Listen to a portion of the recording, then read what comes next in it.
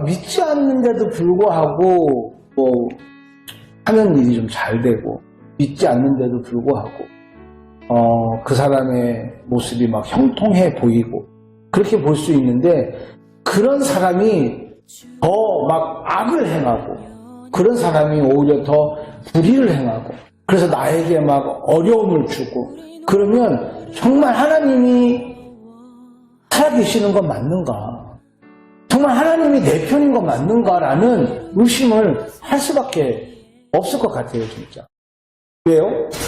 내가 하나님을 잘 믿고, 내가 하나님 말씀 앞에 순종하고, 내가 하나님의 그 주신 은혜대로 내가 열심히 생활하고 있는데도 불구하고 나를 너무 힘들게 하는 거예요. 나를 너무 어렵게 만드는 거예요. 나에게 고난을 막 주는 거예요. 근데 그 사람을 보니까 너무너무 불의한 사람인 거야. 근데 너무 잘 나가. 그러면 여러분 마음은 어떻겠어요? 정말 편치 않을 것 같아요. 근데 성경 말씀은 이렇게 얘기를 하고 계세요.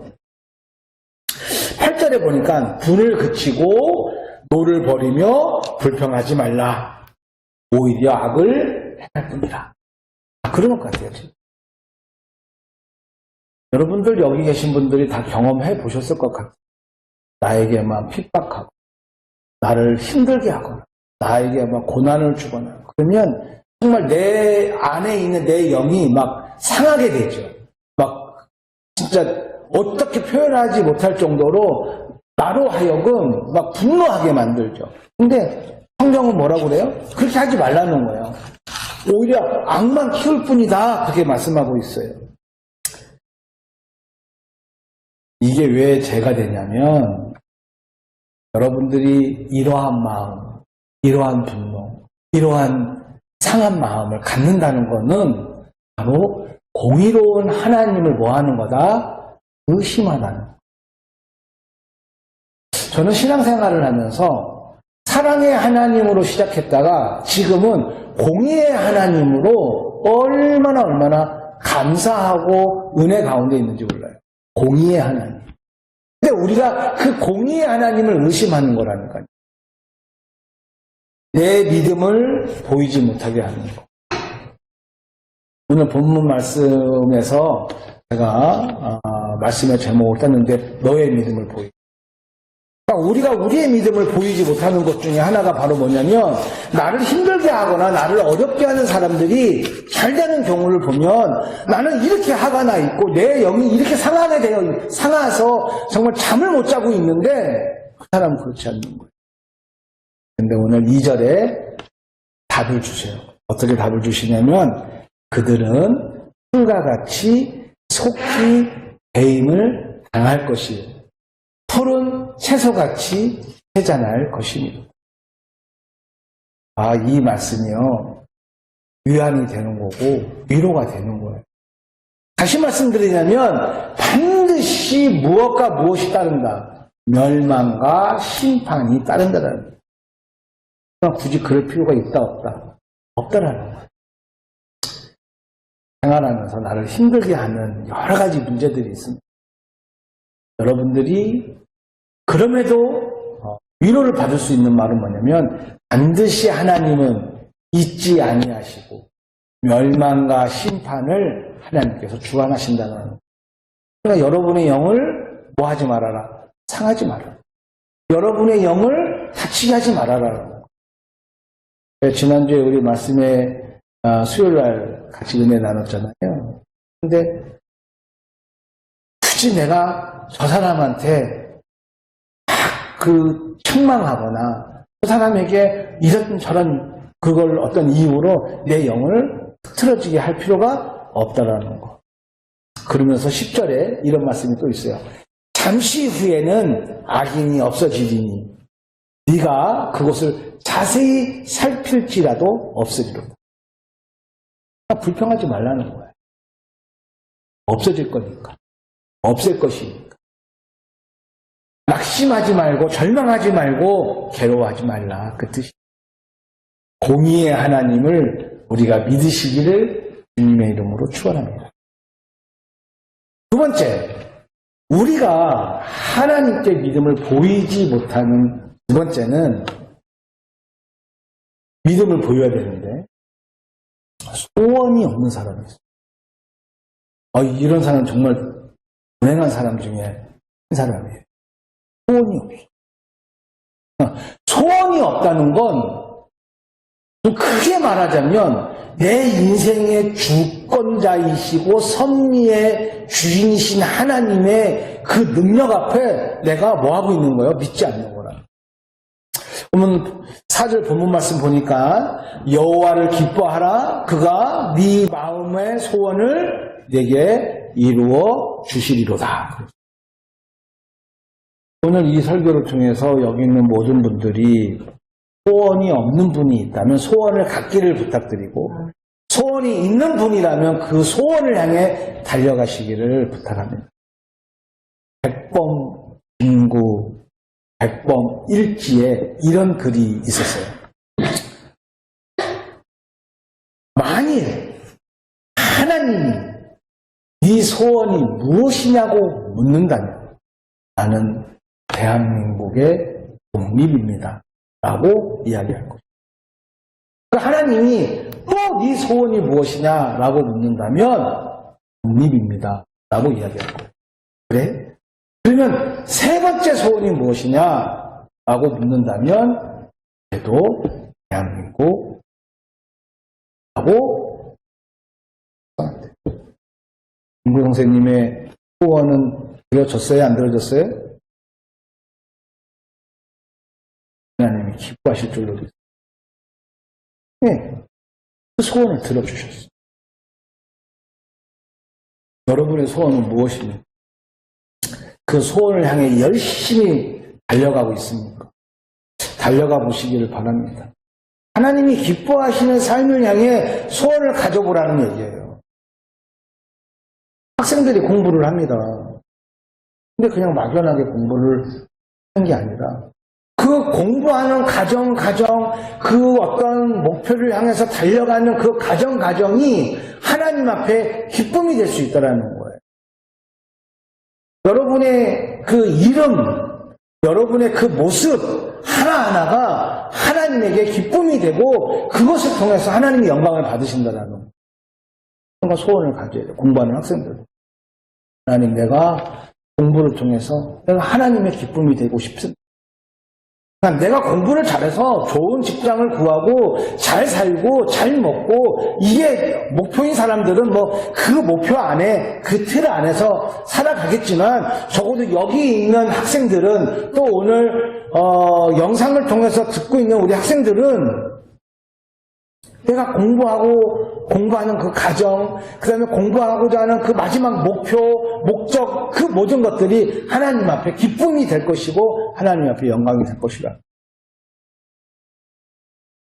취업을 준비하는 취준생들도 마찬가지일 거고 돈을 벌고자 하는 사업가들도 마찬가지일 거고 사업하는 성도님들도 마찬가지일 거고 하나님, 내가 사업이 잘 돼야만 하는 이유, 정말 사업이 번성해야만 되는 이유 한번 대보실래요? 내 사업이 잘 돼야 되는 이유, 내가 돈을 많이 벌어야 되는 이유. 할렐루야. 여러분들이 돈을 많이 버셨으면 좋겠어요. 근데 그 돈을 많이 버는 그 이유와 목적이 어디에 있냐라는 거예요.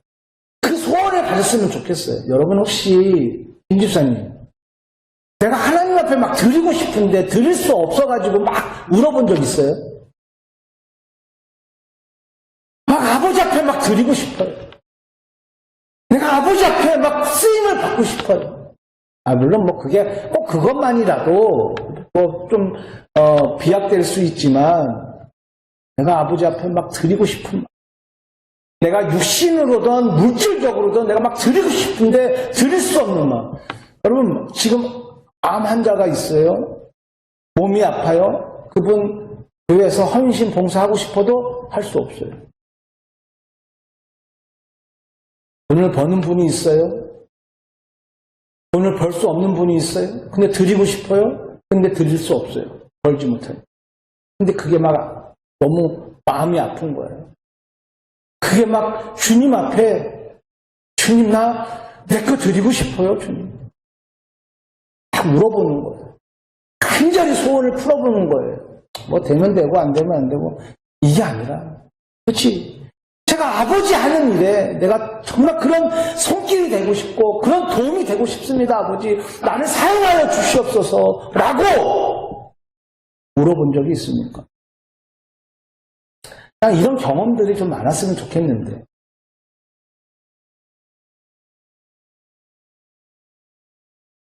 돈을 많이 벌고 싶다면 그 돈의 출처도 아버지 앞에 이야기하면서 그것을 향해서 막 달려가 보고 그것을 향해서 벌려고 애써보고 왜? 출처가 이미 나왔잖아요. 내가 아버지 앞에 어떻게 쓰임을 받는 그 출처가 나왔잖아요. 그러니까 막 열심히 달려가 보는 거죠. 해보는 거죠. 내가 몸으로 헌신하고 막 해보는 거죠. 달려가 보는 거죠. 소원을 향해서. 시편 103편 5절에 좋은 것으로 너의 소원을 만족해 하사. 소원을 향해 달려가는 여러분들이 되시기를 주님의 이름으로 축원합니다. 마지막 세 번째는 우리가 하나님께 믿음을 보이는 그 세 번째는 5절에 보니까 너의 길을 여호와께 맡기라. 그를 의지하면 그가 이루리라는 말씀이었습니다. 인생이라는 게 정말 참으로 고난의 연속이고 문제의 연속이고 어려움의 연속입니다. 하나 해결되면 또 다른 문제가 오고 그 문제가 해결되면 또 다른 문제가 나를 힘들게 합니다. 참. 그죠?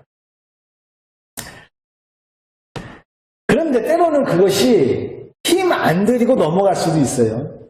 생각보다 힘 안 들이고 잘 넘어갈 수도 있습니다. 근데 자신의 힘으로 안 될 때도 있더라는 거죠. 가정적인 형편, 가정적인 문제, 내 힘으로 되는 것도 있지만 안 되는 것들도 있어요. 인생이라는 게 잘 나갈 때, 순풍일 때는요, 하나님께 맡기고 잘 가는 것 같아요. 별일 문제가 없으니까. 마치 하나님이 인도하시는 대로, 바람에 흐르는 대로 그냥 잘 가는 것 같아요. 잘 될 때는 말이죠. 그런데 문제가 왔을 때, 고난이 왔을 때, 그때 어려움에 빠졌을 때, 그때는 우리가 아버지께 나의 믿음을 보여야 할 때인 줄로 믿습니다. 기회라는 거예요. 왜냐? 고난이나 문제를 통해서 하나님의 음성을 들을 수 있는 기회거든요. 사실 내게 고난이 왔어. 내게 어떤 문제거리가 생겼어. 그 문제를 통해서 나는 자꾸 아버지의 음성을 들어야 되는 그러한 시간의 때로 나를 어떻게 하시는 거예요? 이렇게 인도하시는 거예요. 사람들을 가만히 보면 문제로만 보려고 그래요.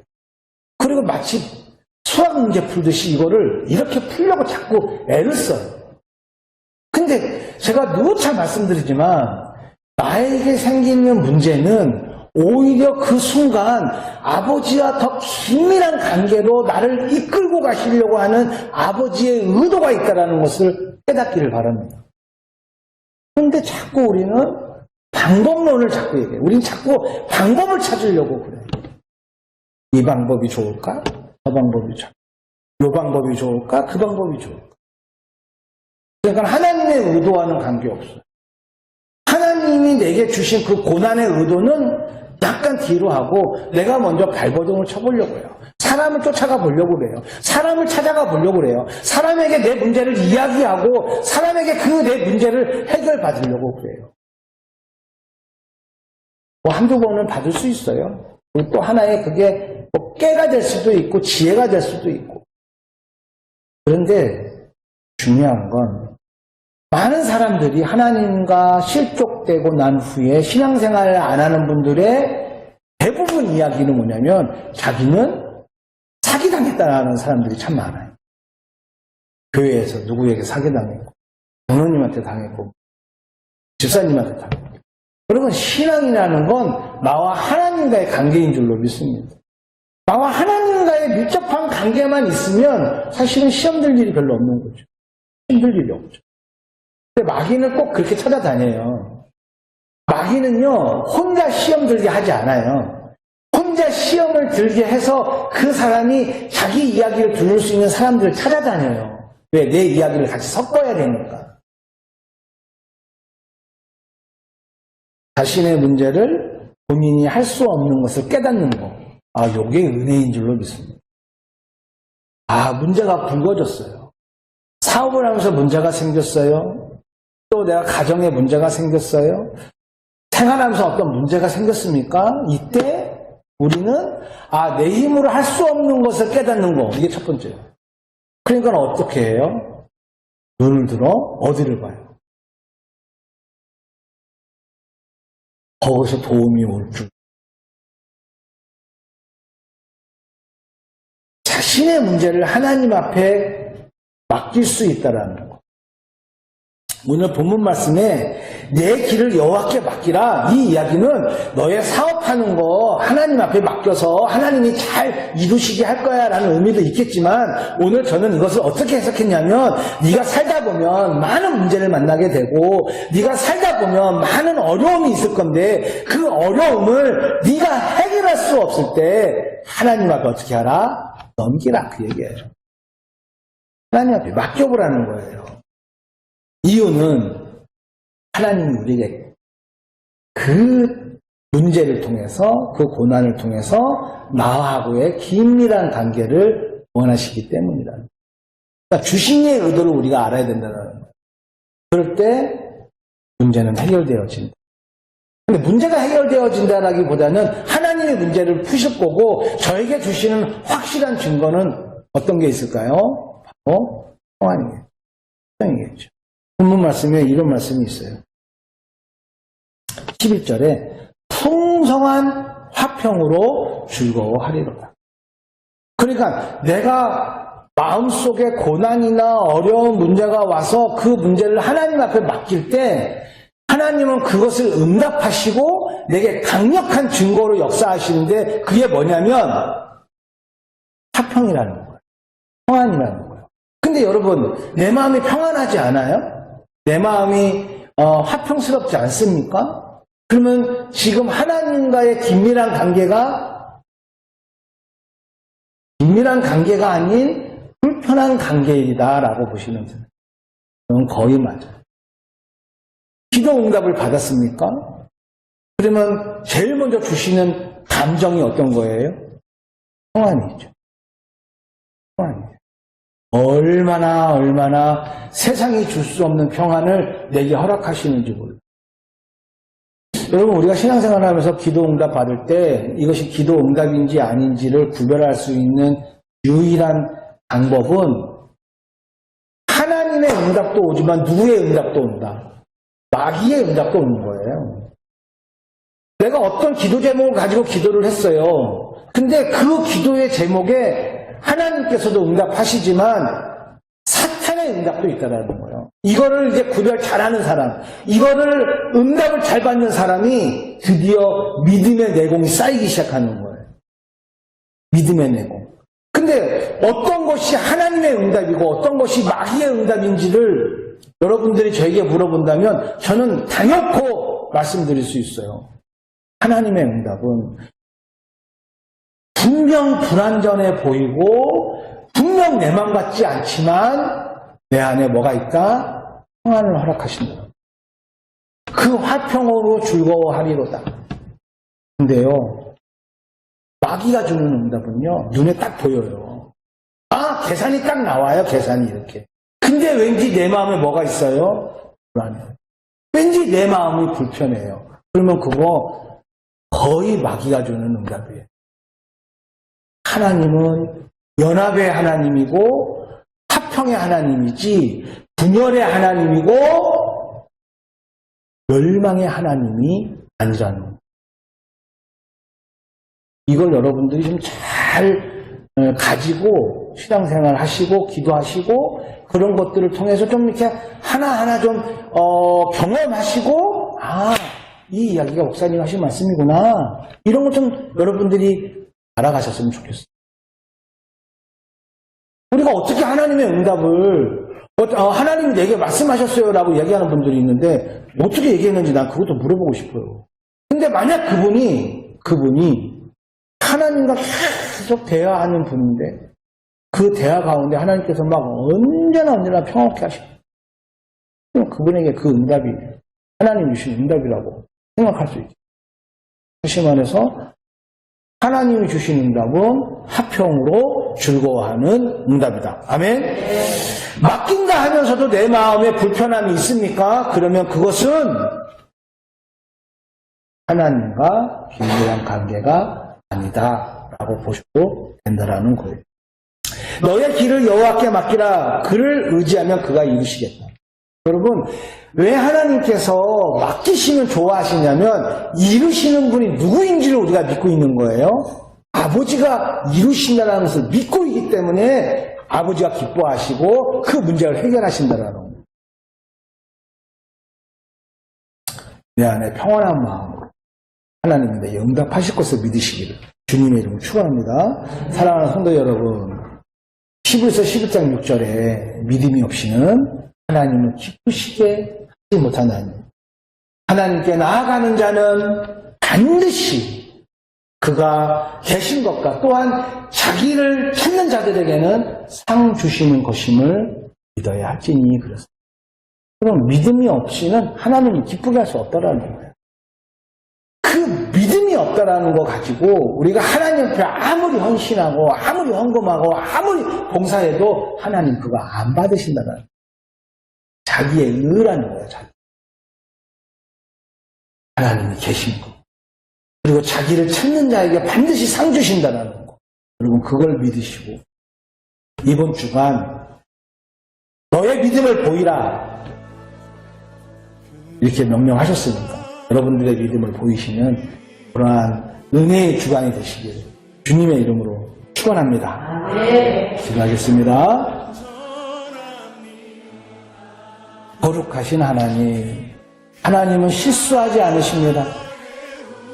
하나님은 정확하십니다.